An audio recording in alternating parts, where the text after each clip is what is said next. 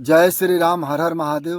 પૈસા અને સત્તા મળ્યા પછી ઘમંડી ન બનો, પરોપકારી બનો. રામજી બનવા હતા તો લોકો પ્રેમ કરતા, ખૂબ પ્રેમ કરતા, અતિશય પ્રેમ કરતા.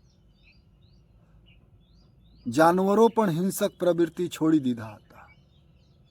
પશુ પંખીઓ પણ પ્રેમ કરતા હતા. અને સત્ય ઘટના છે, સત્ય વાતો છે.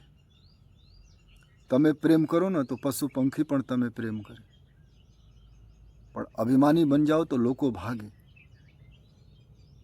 અને રામજી જ્યારે અયોધ્યામાં હતા, રાજગદ્દી પર હતા, ત્યારે પણ લોકો ખૂબ પ્રેમ કરતા. કારણ રામજી પવિત્ર વિચાર રાખતા, રામજી પરોપકારી હતા, રામજી ન્યાયપ્રિય હતા, રામજી મર્યાદા પુરુષોત્તમ હતા, રામજી સત્યવાદી હતા. જીવનમાં સત્તા મળે, પૈસા મળે તો ખૂબ પ્રેમ કરો લોકો સાથે, ખૂબ પ્રેમ કરો. કારણ ભગવત કૃપાથી પૈસા મળેલા છે, ભગવત કૃપાથી સત્તા મળેલા છે.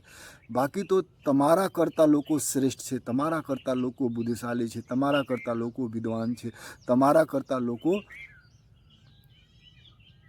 અધ્યયન કરતા છે, પણ લોકો અભિમાની બની જાય છે. એ તો છોડો, સાધુ સંતો જ્યારે ઝૂંપડી હોય ત્યારે ગરીબ લોકો મદદ કરતા હોય. ધનવાન લોકો તો મદદ ન કરે, ગરીબ લોકો કરે.